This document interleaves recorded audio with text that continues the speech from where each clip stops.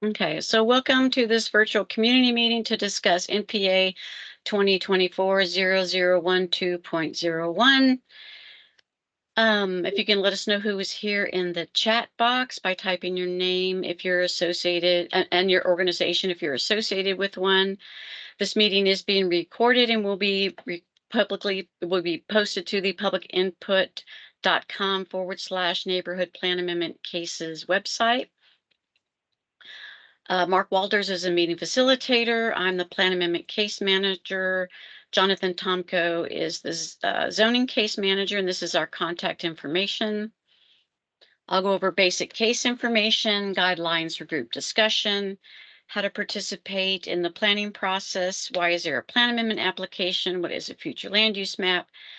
After my presentation, Amanda Swore will do her presentation, and then we will go into the Q&A. Case numbers NPA 2024-0012.01. Property addresses are 1106 and 1110 East 30th Street. Project name is East 30th Street. The request is to change the future land use map from single family land use to mixed use land use. Zoning case number is C14 2024-0048. The request is to change the zoning from SF3NP, Family Residence District Neighborhood Plan, to CSMUVCONP, which is General Commercial Services District, Mixed Use Combining District, Vertical Mixed Use Building Combining District, Conditional Overlay Combining District Neighborhood Plan. The property owner applicant is Teresa Johnson Sapp, and the agent is Amanda Swore from Drenner Group. Guidelines or group discussion. You can type your questions into the chat. You can raise your hand. If anybody calls in, we will call out the last 4 digits of your phone number. As I mentioned, it'll be posted to this website tomorrow morning. You can send me and Jonathan any comments that you have, and we'll add them to the staff case report. When the cases are scheduled for Planning Commission City Council, you'll get the notice in the mail. Neighborhood plans are adopted by City Council as amendments to the Imagine Austin Comprehensive Plan, and the charter requires zoning changes to be consistent with the comprehensive plan, and most neighborhood plan amendments are changes to a future land use map and have an associated zoning application. So this map shows city areas in blue that have City Council approved neighborhood plans, that have a document that has the vision and goals of the planning area, and a future land use map that represents broad land uses. For this property, it is currently single family and it's shown in yellow, and the proposed land use is mixed use. This is the future land use map here. It shows the 2 lots in yellow, and the brown is the mixed use that is proposed. Is an aerial photo that shows the land use overlaid on it. Zoning map that shows it is zone SF3NP. Google map screenshot that shows the properties, just screenshot from Google map of the 2 homes on the property. Growth concept map, and where the property lies within the growth concept map, you can see it is to the east of the downtown regional center. Public transportation that seems to run along the service road there on I-35. And I will exit and Amanda can start her presentation. Hello, everybody. My name is Amanda Swore with Drenner Group. We are the applicant for this rezoning request and for the future land use map amendment. I also have Anil Naik with Drenner Group on as well. Can y'all see that? Can you see that? Yes. Okay, I was having trouble earlier today when I was scrolling that it wasn't flipping. So when I say next slide, if you can't see it, please let me know. So as Maureen mentioned, these are the properties located at 1006 and 1010 East 30th Street, generally a half a block to the east of I-35. They are currently designated as single family on the future land use map, and our requested amendment is to mixed use, which would be consistent with the properties to their south. Again, our zoning is although this is future land use map amendment, there is a zoning request associated with it, and our rezoning request is to match the CSMUV CONP directly adjacent to and to the south of this property by extending it back to this line. As you all know, there is a larger project going on that is looking to expand I-35. With that, there is extensive condemnation that is going on through that process. The two properties that front in this section along I-35 are being condemned through right-of-way taking from TxDOT, which means that these properties will be frontage properties along I-35. And again, they are consistent with the property to north is to the left on this screen, consistent with the Robinson Avenue demarcation line for commercial uses that exists today. This is just, again, showing the future land use map with the single family. Our request is to turn these brown and make them mixed use. The properties that exist along I-35 today do have a conditional overlay. These are the uses that are prohibited in that conditional overlay.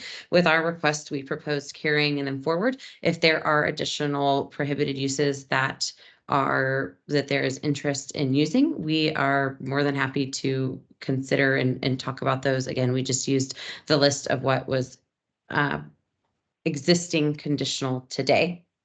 And with that, we are happy to stop and answer any questions that you may have.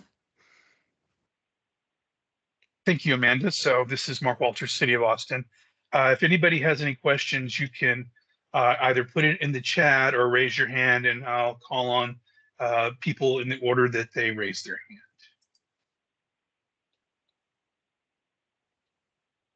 hand. Okay, people. Hey, Jim Walker, would you make sure you're unmuted and ask your question? Yep. Thank you. And thank you for the quick presentation. I have several questions, but I'll kind of ask one and then stop and see how other people jump in. So it's the same property owner for these two parcels as own two of the parcels that are being taken by TxDOT on the frontage road, correct? That's accurate. And there's a billboard on those properties that TxDOT is also condemning, as well as a telecommunications tower, correct? I can confirm the billboard. I have not been part of anything to do with the telecommunications tower, so I'm not certain on that. Fair enough. Would the applicant be open to prohibiting a billboard use on the two properties being rezoned? I don't think that we would be open to prohibiting one. There is a billboard, and there is that billboard has been going through the condemnation process with TxDOT. That billboard will be relocated at this time. We don't know exactly where it will go. I did talk to the owners this morning, and there is this property is an option for it. It is a high candidate. It is not the only candidate for relocation, but I don't think we would be up for prohibiting billboard uses. I could be wrong, but I don't think that a billboard use is an actual use because it's a sign permit. That signs are permitted and controlled separately than uses, and a billboard is not an actual use that could be prohibited in a conditional overlay. But and maybe this is a question for Maureen and Mark. In order to relocate a billboard that is essentially a non-conforming use, according to city code now, I believe, you have to have the same zoning. You have to have a commercial or industrial zoning in order to do that. Right? That's correct. You have to have a commercial zoning. Okay. I'll shut up and see if there's other people that have questions. Or I'll just keep going. I'll jump in. Just a quick question. This is Bob Schmidt. Hey, Bob. Are there plans to right now? What's on that property right now? Is there a house on the property? They're two single family rental homes. That's accurate. And is there any plan to demolish those homes and to put up any kind of commercial building or any other kind of building at that point on the property as well? I think that there are future plans right now. A lot of it depends on timing of, condemnation and construction, et cetera. There have been conversations with some of the existing tenants as well as additional tenants on what that looks like in the future, but I don't have a tomorrow there's going to be a site plan turned in. Okay, but it could potentially be also not only a home to a billboard, but also home to a commercial mixed use or vertical, or I don't even know what would the limits on the building be there if it's changed in terms of height. The proposed zoning would match exactly what is to the west and to the south, which would allow for commercial use. It would allow for residential use. It would allow for a mix of uses, which is the CS allows for the commercial uses, except for those that are proposed to be prohibited with the conditional overlay. And then the MU and the V designations allow for residential, everything from single family to a vertical mixed use project. The CS zoning designation does have a maximum height of 60 feet. Again, it is consistent with what is directly to the south of this, and this will be I-35 frontage, so it's consistent with what is on the I-35 frontage today. Okay, I live very Which close is all to going there. away. And what's that, Jim? Well, all the CS properties to the west are actually going away. And most of what will remain after this will be backyards of single family. Yeah, that's what I was gonna say as well. I live right around the corner from it, so okay, well that answers my questions. I think for right Could I now, ask a thanks. question? Yeah, my name is Jim Christensen. I've been in this neighborhood for 70 years, and so I'm very familiar with all of these properties. The property that you referenced to the south of there was put in when the city of Austin put in Dean Keaton, and there was Hillcrest Baptist Church at that intersection. My concern is that I have property on Robinson as well as Breeze Terrace, and my concern is the people on 30th Street are going to have high rises, and those are single family resident people. Robin Rossell lives in one of those. I don't know if she even knows this is going to come up in her backyard. But I mean, how basically you're proposing a large structure the same size of the university, whatever that endowment fund, and the I don't know if the hospital community is still there. Hospital property is there, but all of those came into existence when 24th Street or Dean Keaton was cut through that area. It was always residential. But I basically what I need to know is on 34th Street, those people who have single family residence there, what can they expect? Can they expect a 5-6 story building in their backyard? At this time, there are no plans for that. Yeah, but Again, your zoning change would allow that, right? that's accurate. Because they need to be alerted that they're going to have a 5 to 6 story tall building in their backyard. Would to Jim's point, would the applicant be open to a height restriction? That's definitely something I have not asked the question. Our clients had a baby really early, which is why they couldn't be on here today. But that is definitely something that we can consider. I don't think that that's off the table. And Jim, oh, go ahead. Well, I just had a clarification because Tom Sapp has owned these properties and the ones on for a long time, and now I guess is it now in the ownership of his wife, or I mean they live in Westlake Hills. She's only listed as the owner? Does he not still own this property? They own it as a family. Okay, so by putting her name on there, it does mean Tom also owns it, right?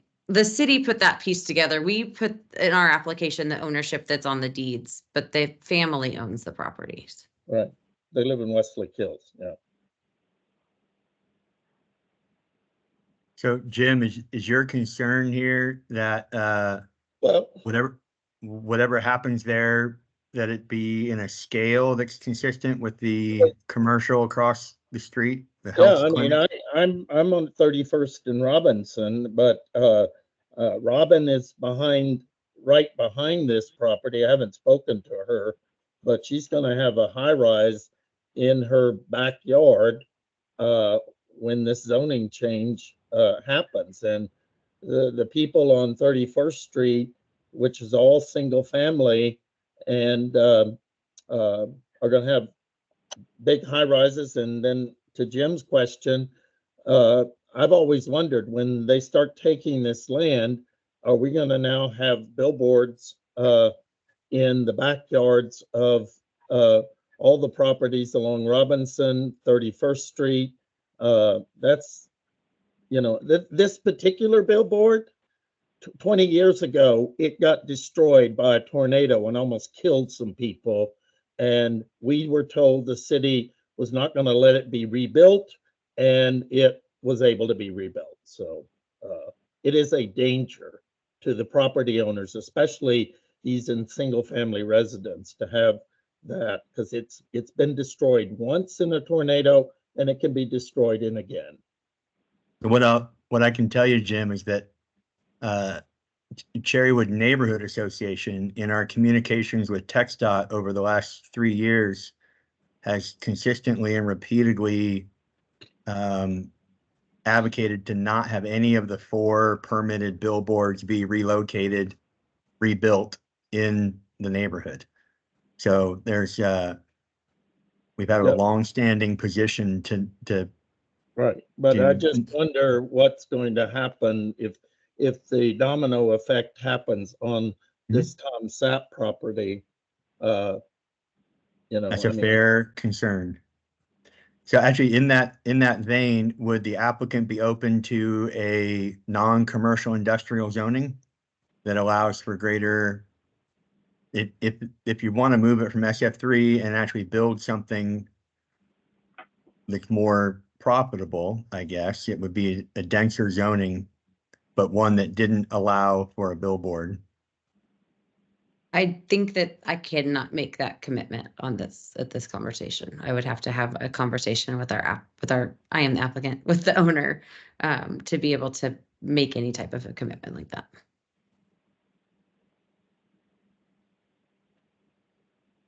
And Jim, if you can reach out to that neighbor who you know and make sure that she knows this is going on, the opinions of the folks right adjacent to this have a lot of weight.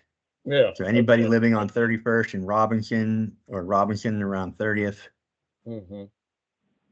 The guy that's on the Landmark Commission lives on Robinson. You know him, I believe.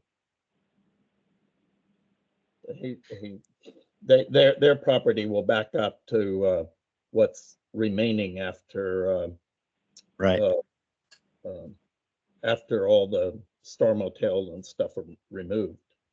But I just want to make, from a historical perspective, when you say we want the zoning that's just south of us, that zoning that came in there came when TxDOT was going to, or when the city of Austin was going to put through Dean Keaton, what now becomes Dean Keaton. The UT building, what is now the UT building, the community hospital, or what is that, Jim? What's the name of that? Are they still there? The hospital, the community clinic. Yeah. Are they still there? Yeah. Because I thought they built a new facility somewhere else, but they did, but they're still there. Yeah. Okay. Yeah, I think that one is still active. Right. And I'm seeing Maureen and Mark's back and forth in the chat there. So if there's other people that want to ask questions, they should jump in. Yeah, And I will say, jump in. as we've said multiple times, that this meeting, we are happy to meet outside of this and continue having conversations and questions I can't answer today. We're happy to continue to talk with the neighborhood and the contact team on. But I think someone was about to jump in with a question. That was me. I was about to go down the line here on my computer and the folks here and ask if they have questions, so everybody gets an opportunity to either say, yes, I have a question, or no, I don't. So with the individual whose phone number ends in 2599, do you have a question for Amanda? Not at this time. And the next person on the phone, 5042, do you have a question for Amanda or Neil? This is Gerard. one of the problems I'm having is that I'm looking at the map right now, but I'm not exactly sure which property we're talking about. Can I share, Maureen? Yeah, yeah.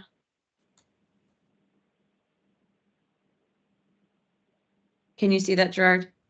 Yes, okay, well, that's what I thought it was. I just wasn't sure of the full size. So it doesn't go all the way to 31st. It just goes about 2/3 of the way to 31st. That's accurate. Okay, and then it goes basically from Robinson halfway to I-35. That's correct. Yeah. And the area that is currently shown is CSMUV CONP is the area that is being condemned as part of the I-35 expansion. Exactly. Okay. So no, I don't. Jim raised the point that we have consistently tried to get that. We were the ones who tried to get that both the cell tower and the billboard removed, and it's still there. And we really want to. We really do not want the billboard staying in the neighborhood.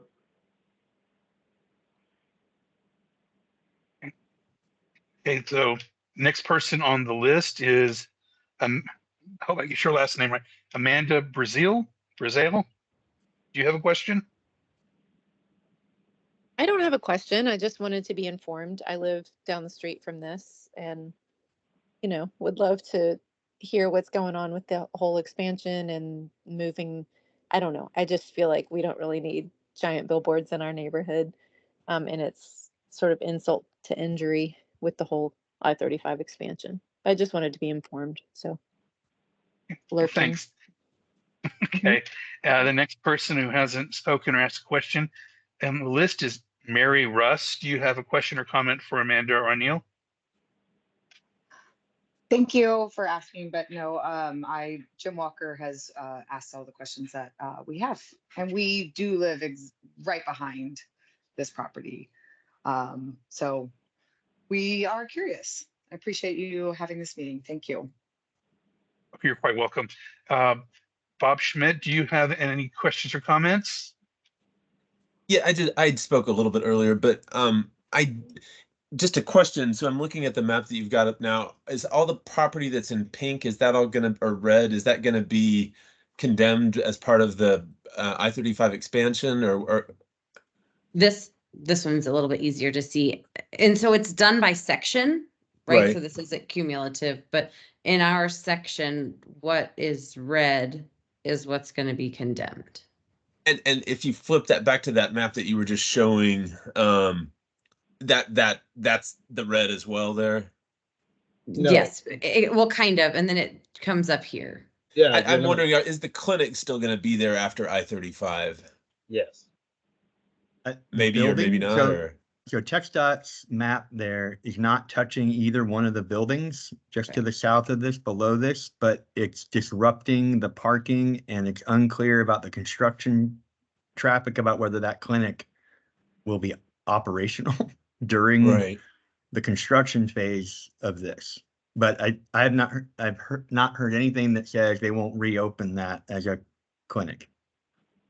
I live right at 31st and Robinson, and I do just have to say I have concerns about there being, honestly, either a billboard or a commercial property that is encroaching into the neighborhood that would replace. We live. Once they do the new I-35 design and condemn everything and build a new building, there's potentially going to be a sound wall there, which is something that if there's now a commercial property built on the other side of what could be a sound wall, that seems kind of problematic to me. So I just have some concerns about it right now, especially not knowing how it's going to all lay into I-35 or what the commercial status is going to be of the or the what's going to be on that lot where the clinic is right now and how that's going to be there. Thank you. Jim, do you have any other questions or comments? Well, how much time do you have? One other one, actually, Mark, is probably for you and Maureen.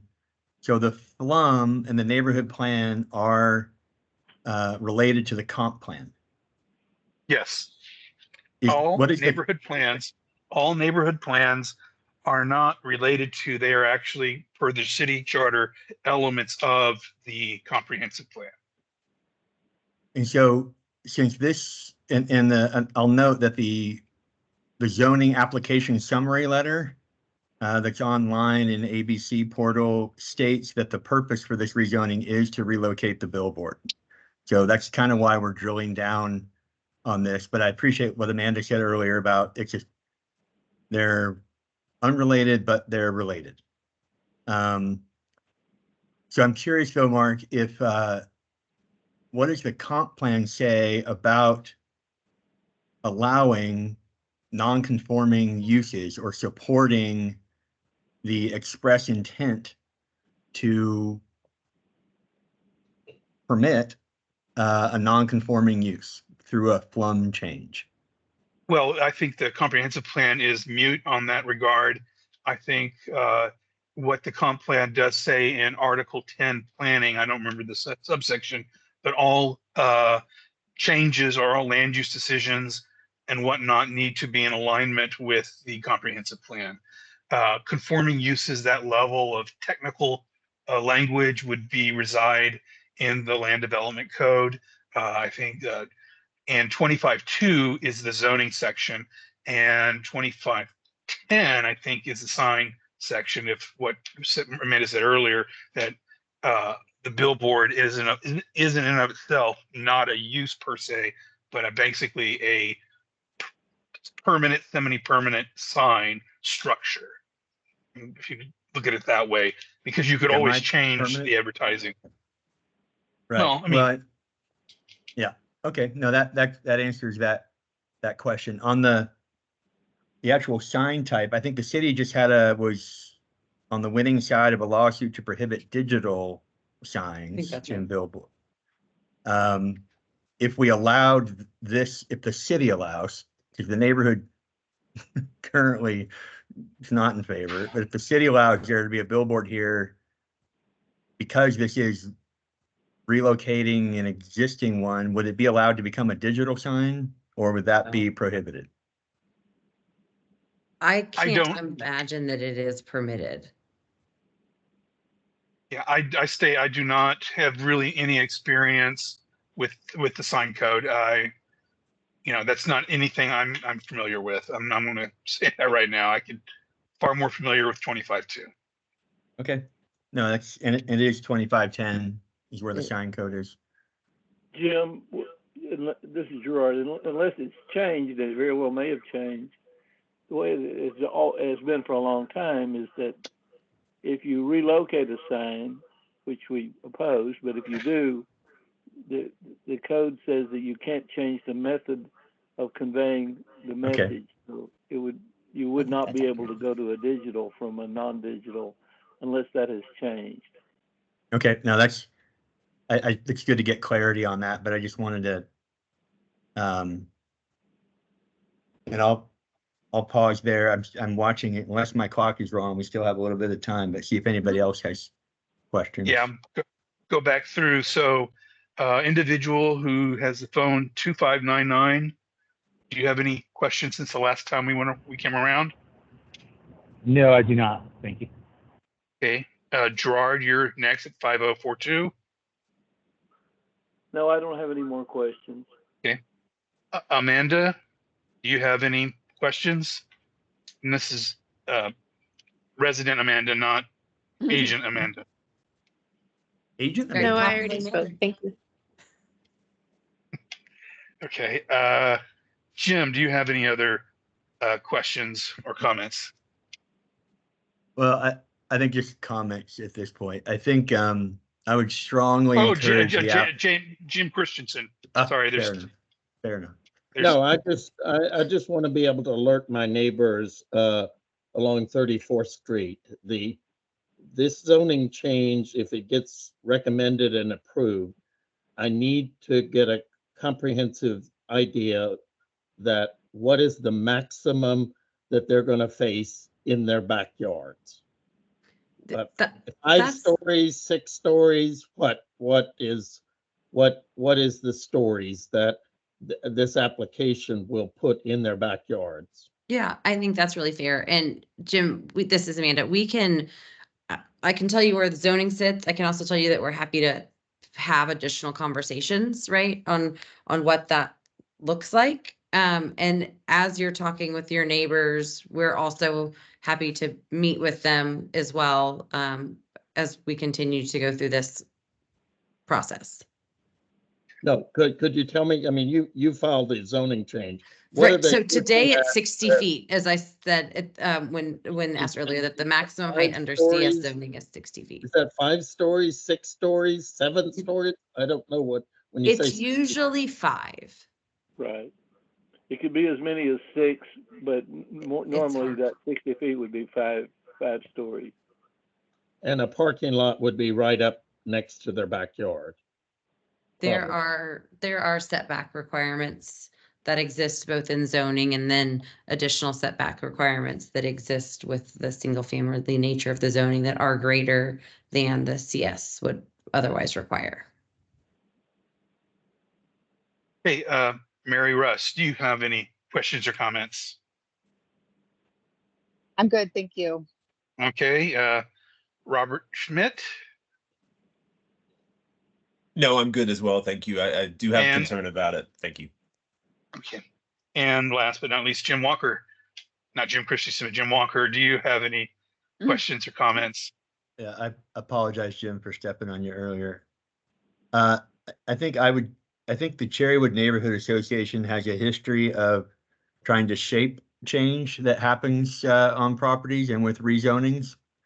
I would just strongly encourage the owner and the applicant to drop the billboard relocation intent from this and to be open to looking at other zoning types and categories that could be appropriate here, especially given the Jim Christensen's comments about heights and kind of this coming into the neighborhood there. So, but we look forward to continued conversations. And one other question that might be for the applicant or Mark or Maureen is what's your sense of the time frame of this proceeding to Planning Commission?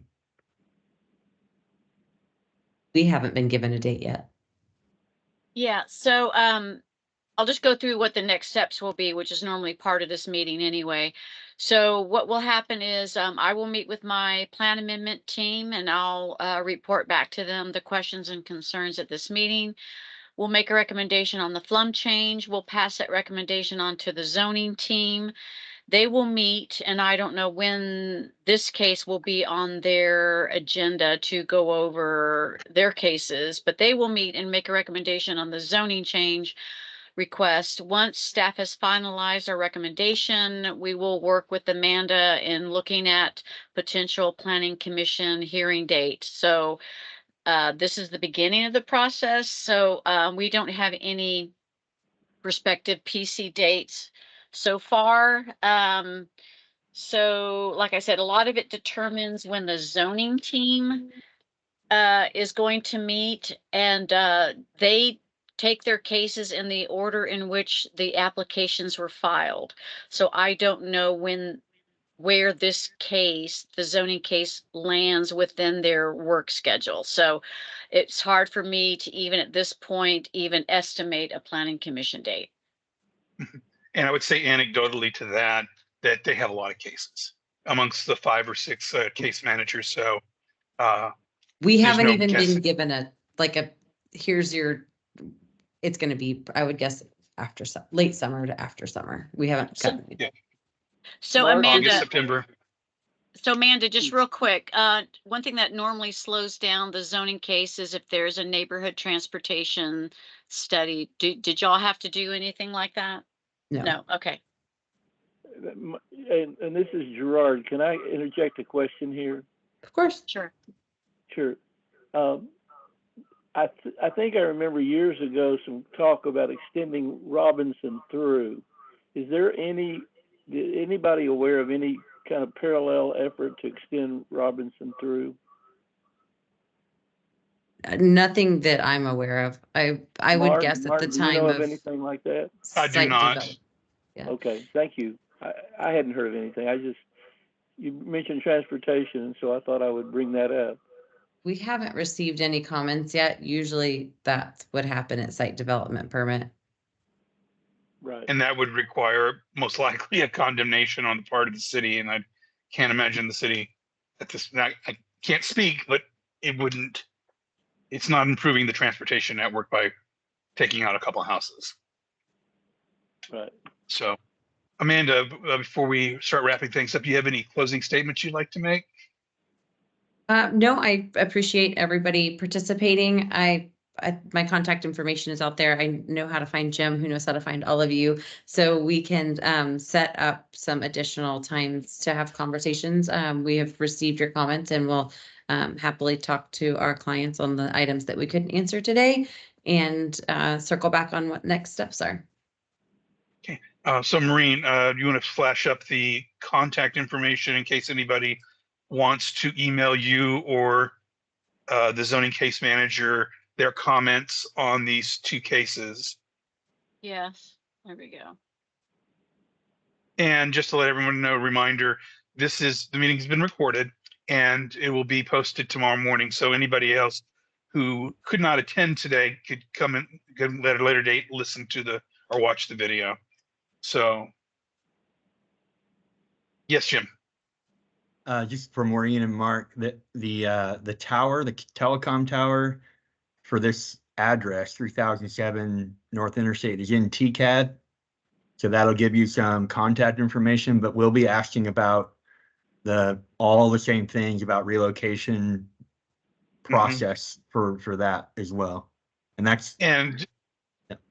I was going to say that there are special rules regarding telecom towers, that they're treated differently as a use, whereas I think it's like a group home, you might be able to regulate some element of them, but you can't prohibit them because of something. You say it has to be here or up on the top of a roof, but I don't think a conditional overlay can prohibit them.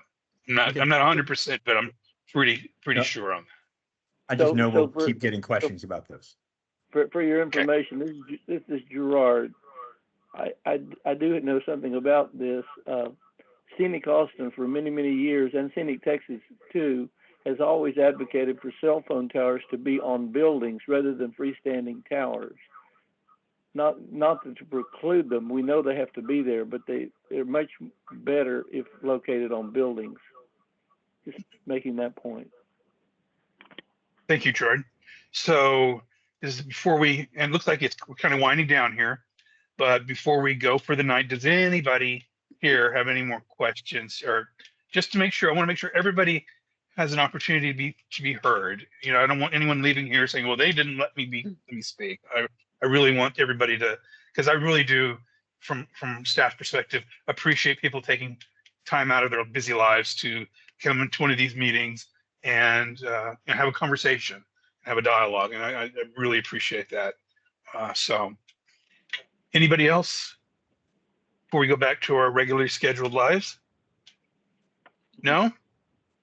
So with that, I'd like to wish everybody a good night. And like I said, this video will be up tomorrow. And if you have Maureen's and Jonathan's contact information, and Jim knows how to get in touch with Amanda Swar. So this is a nice open change of communication. With that, I should wish everybody a good night, and I'll see you at the next Upper Boggy Creek planning neighborhood plan amendment in 13 days. And I checked the email that does have the correct link in that. But when in doubt, go to the notice that is attached to the email. That has the main website address. So Okay. anyway. Thank you, Thank Maureen you, and Mark. everybody. Take care.